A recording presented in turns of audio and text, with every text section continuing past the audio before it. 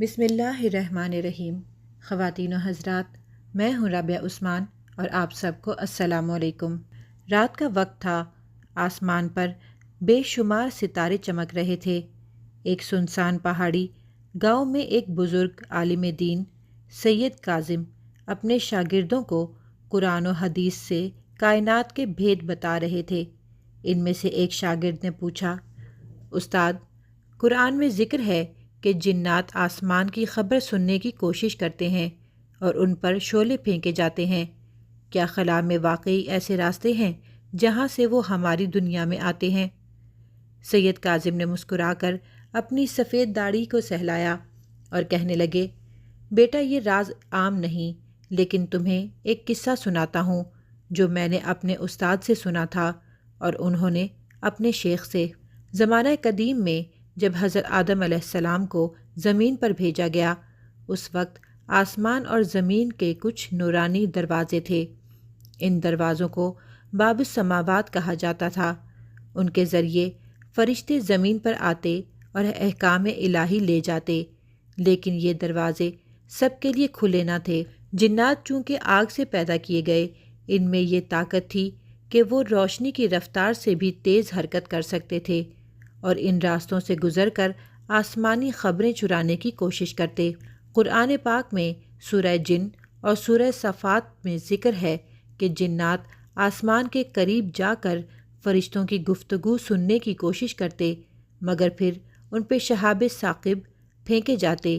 یہ آسمانی شعلے دراصل خلا میں موجود توانائی کی وہ لہریں ہیں جنہیں انسان نہیں دیکھ سکتا، مگر جنات انہیں محسوس کرتے ہیں۔ سید کاظم نے اپنی بات جاری رکھی، میرے استاد نے بتایا کہ خلا میں کچھ پوشیدہ سرنگیں ہیں جنہیں معبر کہا جاتا ہے۔ یہ سرنگیں خلا میں زمین کے درمیان غیر مرئی راستے بناتی ہیں۔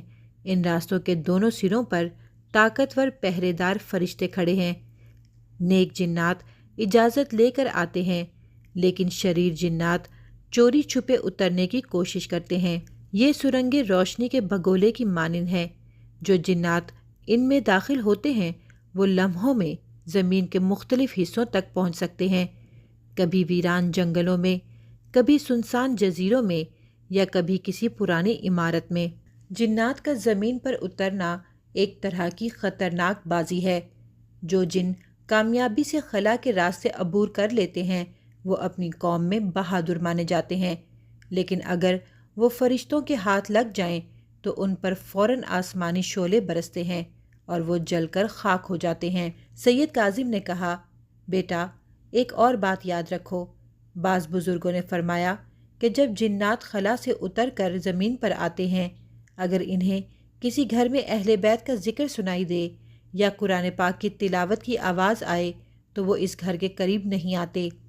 یہ ذکر ان کے لیے ایک نورانی دیوار بن جاتا ہے۔ شاگردوں کی آنکھیں حیرت سے کھلی تھیں۔ سید کاظم نے دھیرے سے کہا، یہ راستے آج بھی موجود ہیں، مگر انسان ان کی حقیقت سے بے خبر ہے۔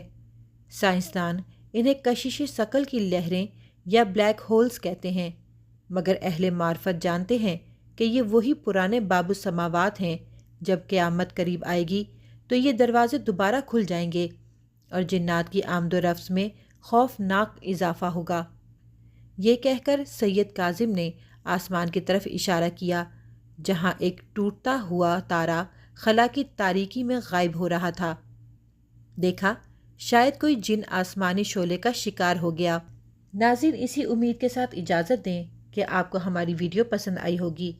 ملتے ہیں بہت جلد ایک نئی اسلامی، تاریخی اور تحقیقی ویڈیو کے ساتھ۔ دیکھتے رہیں رابعہ عثمان اسلامک ٹاکس۔ اللہ رب العزت آپ کا حامی و ناصر ہو۔